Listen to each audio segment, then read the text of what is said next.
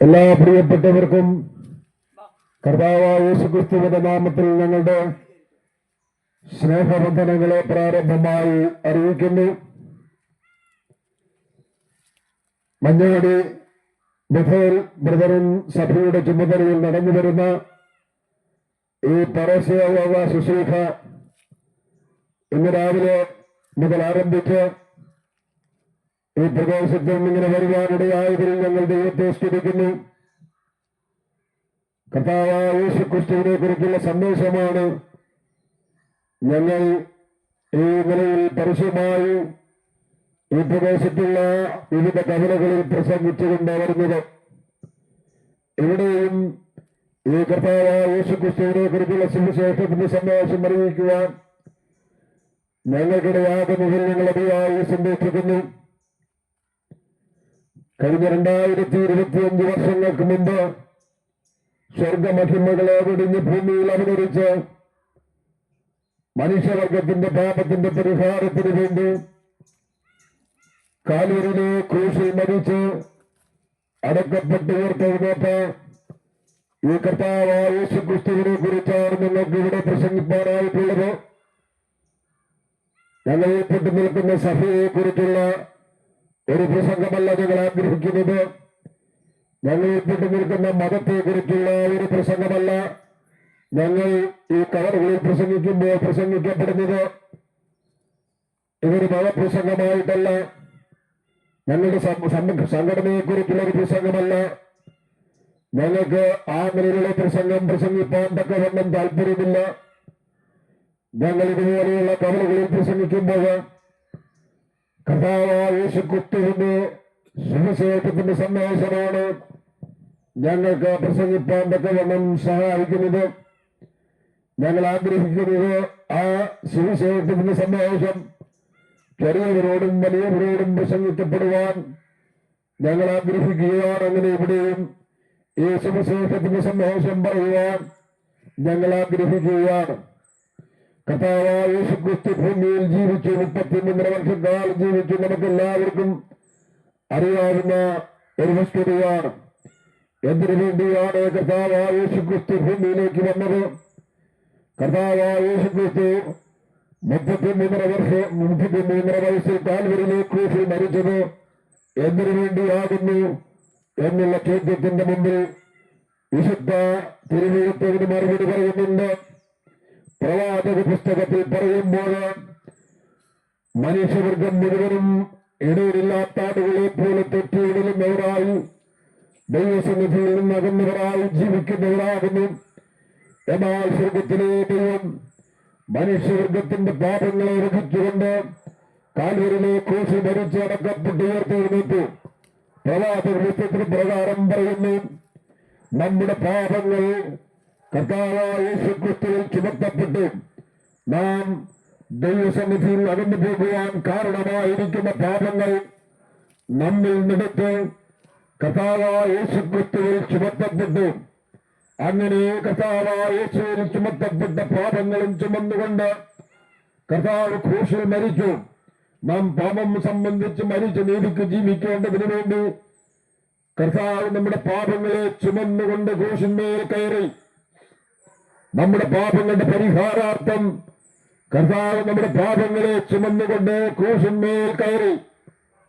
വലിയവരായ ദൈവം മനുഷ്യവർഗത്തെ സ്നേഹിച്ചുകൊണ്ട് മനുഷ്യവർഗത്തെ നിരാശയിലാക്കുന്ന മനുഷ്യവർഗത്തിന്റെ ജീവിതത്തിൽ ദൈവമായിട്ട് ബന്ധമില്ലാതെ വണ്ണം ദൈവത്തിൽ അകന്ന് ജീവിക്കുന്ന അവസ്ഥയിൽ നിന്ന് ദൈവത്തോടടുപ്പിക്കുവാൻ, ദൈവമായിട്ടുള്ള ബന്ധം പുലർത്തി ജീവിക്കുവാൻ വേണ്ടി ദൈവം നമ്മെ സ്നേഹിച്ചുകൊണ്ട് നമ്മുടെ എല്ലാവരുടെയും അകൃത്യങ്ങളും പാപങ്ങളും ക്രിസ്തുവിൽ ചുമത്തപ്പെട്ടു.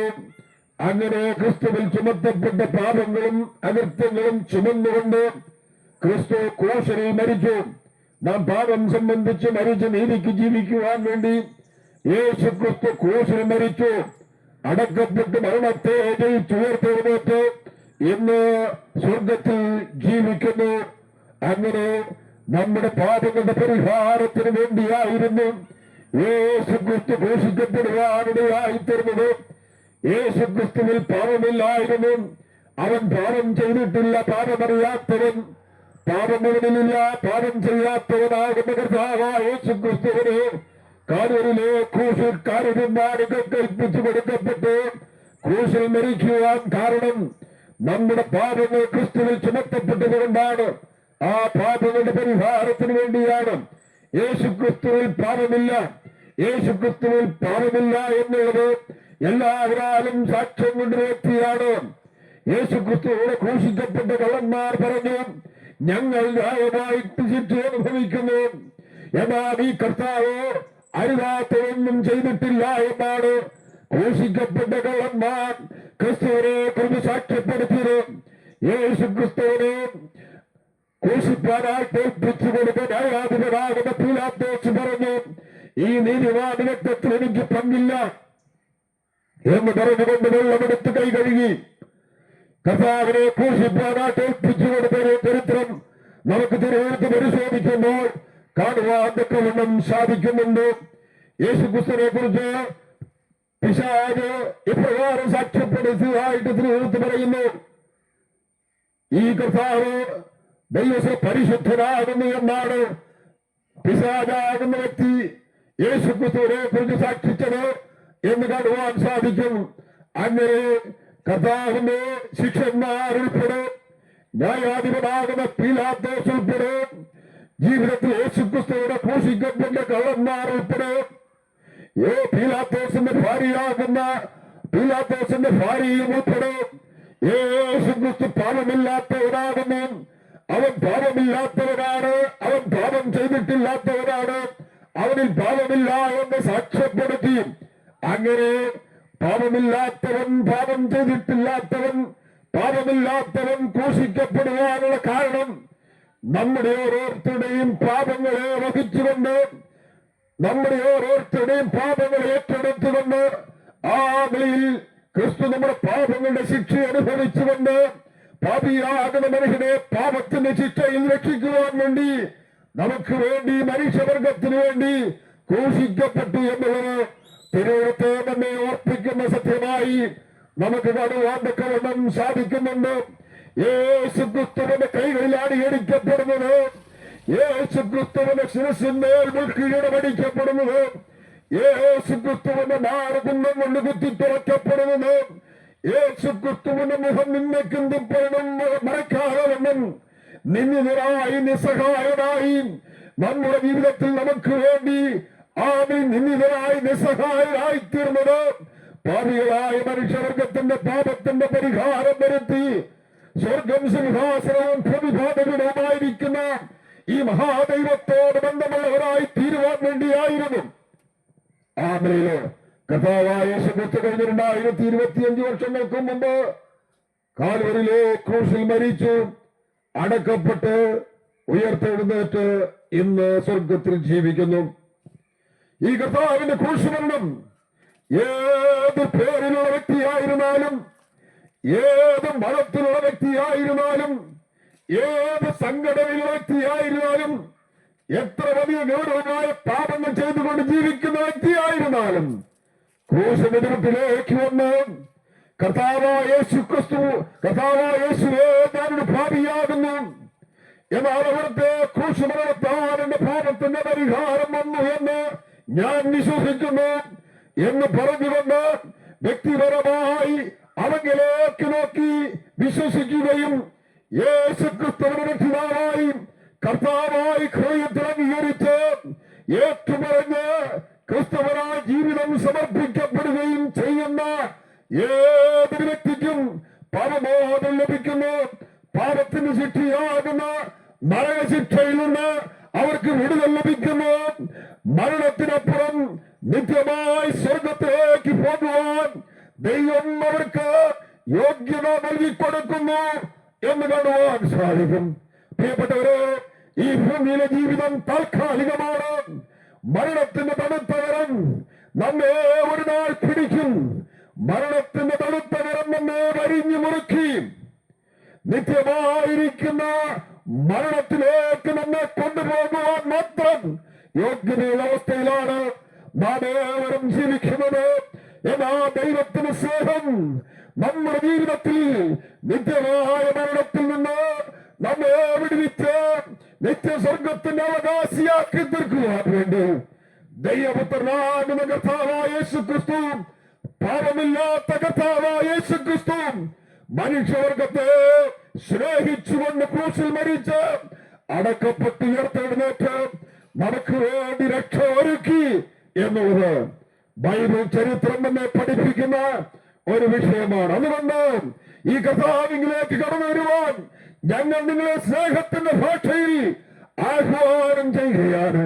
ഞങ്ങൾ ഉൾപ്പെട്ട് നിൽക്കുന്ന സഭയിലേക്ക് വരുവാനുള്ള നിങ്ങൾ ആഹ്വാനം ചെയ്യുന്നത് കാൽവരിയിൽ മരിച്ച് അടക്കപ്പെട്ട് ഉയർത്തെഴുന്നേറ്റ് നമ്മുടെ ന്യായവിധി നീക്കിത്തന്ന ഈ കർത്താവിലേക്ക് നമ്മൾ കടന്നു വരുവാൻ ഞങ്ങൾ നിങ്ങളെ ആഹ്വാനം ചെയ്യുകയാണ്. പ്രവാചക പുസ്തകത്തിൽ ഇപ്രകാരം പ്രവാചകൻ വിളിച്ചു പറയുകയാണ്, സകല ഭൂവാസികളുമായുള്ളവരെ എല്ലാവരും എങ്കിലേക്ക് കടന്നു വന്ന് രക്ഷപ്പെട്ടുകൊള്ളുവീരെന്ന് സൈന്യങ്ങളുടെ ദൈവമായ യഹോവ അരുളി ചെയ്യുന്നു എന്നാണ് പ്രവാചകൻ പറയുന്നത്. ഇത് മാനുഷികമായ വാക്കുകളല്ല, ഇത് സഭയുടെ ഒരു വാക്കല്ല, ഉപദേശമല്ല. സർവശക്തനായിരിക്കുന്ന ലോകത്തെ സൃഷ്ടിച്ചവരാകുന്ന സർവവ്യാപിയായിരിക്കുന്ന സർവജ്ഞാനിയായിരിക്കുന്ന സ്വർഗത്തിലെ ദൈവം പറയുകയാണ്, എല്ലാവരും എങ്കിലേക്ക് തിരിഞ്ഞു വന്ന് രക്ഷപ്പെട്ടുകൊള്ളുവീൻ എന്ന് ഓർപ്പിക്കുകയാണ്. ആ നിലയില് കർത്താവിന്റെ ക്രൂശിലെ യാഗമരണത്തെ നോക്കി വ്യക്തിപരമായി വിശ്വസിക്കുവാൻ കഴിയുമ്പോഴാണ് രക്ഷിക്കപ്പെടുവാൻ കഴിയുന്നത്. മരണത്തിനപ്പുറം സ്വർഗം നമുക്ക് അവകാശമാകുവാൻ കഴിയുന്നത്. മരണത്തിനപ്പുറം ദുഃഖമില്ലാത്ത, വേദനയില്ലാത്ത ആ സ്വർഗീയ പ്രതീക്ഷയിലേക്ക് പോകുവാൻ ഇടയായി തീർന്നത് ഈ കർത്താവിന്റെ ക്രൂശിലേക്ക് കടന്നു വന്ന് അവരുടെ വിശ്വാസത്താൽ കർത്താവായ രക്ഷിതാവായി ഹൃദയത്തിൽ അംഗീകരിച്ച് രക്ഷിക്കപ്പെട്ട് ദൈവത്തിന് ന്യായവിധിയിൽ നിന്ന് വിടുതൽ പ്രാപിപ്പാൻ ഞങ്ങൾ നിങ്ങളെ ബുദ്ധിമുപദേശിക്കുകയാണ്. വിശുദ്ധ തിരുവെഴുത്ത് പ്രകാരം പറയുന്നു, ഒരിക്കൽ മരിക്കുകയും പിന്നെ ന്യായവിധിയും ദൈവം മനുഷ്യർക്ക് വേണ്ടി നിയമിച്ചിരിക്കുന്നു. മരണം നിശ്ചയമാണ്. ഞാനിനി ഇപ്പോഴൊന്നും മരിക്കയില്ല, എന്റെ മരണം ജീവിതത്തിൽ ഇപ്പോഴും നടക്കയില്ല എന്ന് ചിന്തിച്ചുകൊണ്ട് പോകുന്ന വഴിയിലായിരിക്കാം. മരണത്തിന്റെ തണുപ്പകരം നമ്മേവരെയും ഒരിഞ്ഞു മുറുക്കുന്നത് എന്നുള്ളത് ഞങ്ങൾ നിങ്ങളെ ഓർപ്പിക്കുകയാണ്. എന്നാൽ മരണത്തിന് മുമ്പ് കാൽവരിയിൽ മരിച്ച കർത്താവായ യേശുക്രിസ്തു വിശ്വസിച്ച് കർത്താവിന്റെ രക്ഷകനും കർത്താവുമായി അംഗീകരിച്ച് അത് ഏറ്റുപറഞ്ഞ് ക്രിസ്തുവിനായ ജീവിതം സമർപ്പിക്കപ്പെടുന്നവർക്ക് പാപത്തിന്റെ ബോധം ലഭിക്കുന്നു. പാപത്തിന് ശിക്ഷയാകുന്ന നരകശിക്ഷയിൽ നിന്ന് വിടുതൽ ലഭിക്കുന്നു. മരണത്തിനപ്പുറം സ്വർഗഭവനത്തിലേക്ക് നമുക്ക് കടന്നു ചെല്ലുവാൻ കഴിയുമെന്ന് വിശുദ്ധ തിരുവെഴുത്ത് നമ്മെ ഓർപ്പിക്കുന്നു. ഞങ്ങൾ ചില മാസങ്ങൾക്ക് മുമ്പ് ഇതുപോലുള്ളൊരു കവലയിൽ പ്രസംഗിച്ചു കൊണ്ടിരുന്നപ്പോൾ ചില ചെറുപ്പക്കാരായിരിക്കുന്ന വ്യക്തികൾ ഞങ്ങളുടെ അടുക്കിലേക്ക് വളരെ വേഗത്തിൽ കടന്നു വന്ന് ഇപ്രകാരം പറഞ്ഞു, നിങ്ങളുടെ പ്രസംഗമൊക്കെ നല്ലതാണ്, നിങ്ങളുടെ പ്രസംഗം കേൾക്കുവാൻ നല്ല ഇമ്പമുള്ളതാണ്, ഒക്കെ ശരിയാണ്. എന്നാൽ നിങ്ങൾ പറയുന്ന വിഷയം ഞങ്ങൾക്ക് അംഗീകരിക്കുവാൻ സാധ്യമല്ല. നിങ്ങൾ പറയുന്നത് പോലെ മരണശേഷം ഒരു സ്വർഗമുണ്ട്, നരകമുണ്ട് എന്ന് പറയുന്നത് ഞങ്ങൾക്ക് അംഗീകരിക്കുവാൻ സാധ്യമല്ല. നിങ്ങൾ പറയുന്നത് പോലെ ഒരു സ്വർഗമുണ്ട്, നരകമുണ്ട് എങ്കിൽ അത് ഈ ഭൂമിയിൽ തന്നെയാണ്. ഈ ഭൂമിയിലാണ് നരകം, ഇവിടെയാണ് സ്വർഗം എന്നുള്ളതാണ് ഞങ്ങൾക്ക് പറയുവാനായിട്ടുള്ളത്. എന്നാൽ ചെറുപ്പക്കാരായ വ്യക്തികള് ഞങ്ങളോട് പറഞ്ഞപ്പോൾ ഞങ്ങൾ അവരോട് ശാന്തമായിട്ട് ഇപ്രകാരം പറഞ്ഞു, നിങ്ങൾ പറയുന്നത് പോലെ സ്വർഗം ഇവിടെയാണെങ്കിൽ, ഈ ഭൂമിയിലാണെങ്കിൽ സ്വർഗത്തിൽ പോലീസ് സ്റ്റേഷന്റെ ആവശ്യമില്ലല്ലോ. ഈ ഭൂമിയിൽ പോലീസ് സ്റ്റേഷൻ ഉണ്ടല്ലോ. ഈ ഭൂമിയില് സ്വന്തം ഭർത്താവിന് കറിക്കഴിഞ്ഞു കൊല്ലുന്ന പ്രവൃത്തിയുണ്ടല്ലോ. ഈ ഭൂമിയിൽ സ്വന്തം നൊന്ത് പ്രസവിച്ച കുഞ്ഞിനെ വെള്ളത്തിൽ എറിഞ്ഞു കൊല്ലുന്ന അനുഭവം ഉണ്ടല്ലോ. ബക്കത്തിൽ മുക്കിക്കൊള്ളുന്ന അനുഭവമുണ്ടല്ലോ. പ്രിയപ്പെട്ടവരെ, ഇത് സ്വർഗമാണെങ്കിൽ സ്വന്തം ഭർത്താവിനെ കറിക്കറി നകത്തി കൊണ്ടുകൊള്ളുകയില്ല.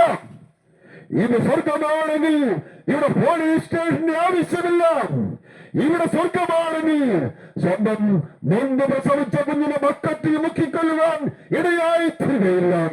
അതിനൊക്കെ നമുക്ക് മനസ്സിലാക്കുവാൻ കഴിയുന്നത് ഇത് സ്വർഗമല്ല, ഈ ഭൂമിക്കപ്പുറം ഒരു സ്വർഗമുണ്ട് എന്നതാണ്.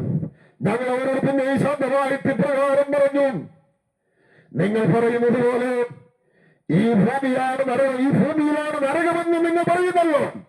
എന്നാൽ ഈ ഭൂമിയില് ഇതാണ് നരകമെങ്കിൽ നരകത്തിൽ പ്രാർത്ഥനയില്ലല്ലോ, ഇവിടെ പ്രാർത്ഥനയുണ്ട്. നരകത്തിൽ ദൈവവിശ്വാസമില്ലല്ലോ, ഇവിടെ ദൈവവിശ്വാസമുണ്ട്. ഇവിടെ ഏതെല്ലാം പേരുകളിലാണ് സഭകൾ അറിയപ്പെടുന്നത്? പ്രിയപ്പെട്ടവര്, ഇത് നരകമായിരുന്നുവെങ്കിൽ ഈ പേരുകളിലുള്ള സഭയുടെ ആവശ്യമില്ല. ഈ നരകത്തിൽ എന്താണുള്ളത്? അവിടെ കരച്ചിലും പല്ലുകടിയും മാത്രമാണ്.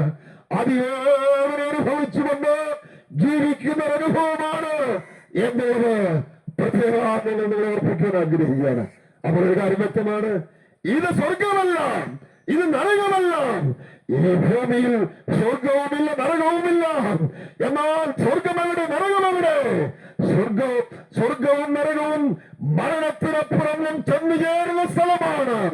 ആ സ്വർഗത്തിലേക്ക് പോകുവാൻ ഞങ്ങൾ പ്രസംഗിക്കുന്ന ക്രൂശിക്കപ്പെട്ട കർത്താവിൽ വ്യക്തിപരമായി വിശ്വസിച്ച് അവനെ രക്ഷകനും കർത്താവുമായിട്ട് അംഗീകരിച്ച് ഏറ്റുപറഞ്ഞ് ജീവിതം ക്രിസ്തുവിനായി സമർപ്പിക്കപ്പെടണം.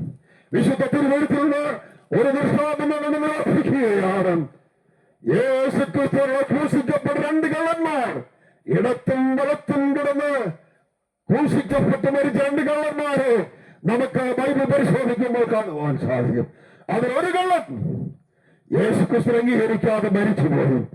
എന്നാൽ മറ്റൊരു കള്ളൻ പറഞ്ഞു, കർത്താവായ യേശുവേ, ഞങ്ങൾ ന്യായമായിട്ട് ശിക്ഷ അനുഭവിക്കുന്നു, അവിടുന്ന് അറിയാത്തതൊന്നും ചെയ്തിട്ടില്ല എന്ന് പറഞ്ഞുകൊണ്ട് കർത്താവിന്റെ പ്രകാരം പ്രാർത്ഥിക്കുകയാണ്. കർത്താവായ യേശുവേ, അവിടുന്ന് രാജ്യത്വം പ്രാപിച്ചു വരുമ്പോൾ എന്നെ ഓർത്തുകൊള്ളണമേ എന്ന് അവിടെ പ്രാർത്ഥിക്കുകയാണ്. എന്ന് പറഞ്ഞാൽ, കർത്താവേ, നീ രാജാവാണ്, നീ ഇങ്ങനെ മരിച്ച് അടക്കപ്പെട്ട് ഉയർത്തെഴുന്നേൽക്കും, അത് ഞാൻ വിശ്വസിക്കുന്നു. നീ സ്വർഗാരോഹണം ചെയ്യും, അത് ഞാൻ വിശ്വസിക്കുന്നു. എന്നാൽ ഒരു നാൾ നീ രാജാവായി മടങ്ങി വരും, അപ്പോൾ എന്നെയും രക്ഷിക്കണമേ എന്ന് പ്രാർത്ഥിച്ചപ്പോൾ കർത്താവോട് മറുപടി പറയുകയാണ്, ഞാൻ മടങ്ങി വരുമ്പോഴല്ല, രാജാവായി വരുമ്പോഴല്ല, ഇപ്പോൾ തന്നെ ഇന്ന് നീ എന്നോട് കൂടെ പരദീസയിലിരിക്കും എന്നാണ്. അപ്പോ വ്യക്തിപരമായി ക്രൂശിലേക്ക് നോക്കി യേശു ക്രിസ്തുവിന്റെ ക്രൂശുമരണത്തെ വ്യക്തിപരമായി വിശ്വസിച്ചു. ഈ ക്രൂശുമരണത്താൽ എന്റെ പാപത്തിന്റെ പരിഹാരം ലഭിച്ചു, എന്റെ നരകശിക്ഷയിൽ വിടുതൽ ലഭിച്ചു എന്ന് വ്യക്തിപരമായി വിശ്വസിച്ച് അവരെ രക്ഷകനും കർത്താവുമായിട്ട് അംഗീകരിച്ച് ഏറ്റുപറഞ്ഞ് ജീവിതം ക്രിസ്തുവിനായി സമർപ്പിക്കപ്പെടുന്നവർക്ക് മരണത്തിനപ്പുറം സ്വർഗത്തിൽ പോകുവാൻ തക്കവണ്ണം സാധിക്കും. ജീവിതത്തിന്റെ പ്രശ്നങ്ങൾ പരിഹരിക്കുവാൻ വേണ്ടി നൂറ് പ്രശ്നങ്ങളെ അഭിമുഖീകരിക്കുന്ന ജീവിതങ്ങൾ അന്ധബുദ്ധിയിൽ പ്രശ്ന പരിഹാരത്തിന് വേണ്ടി തൂങ്ങി മരിക്കുന്നവര് നമുക്ക് കാണുവാൻ സാധിക്കുന്നു.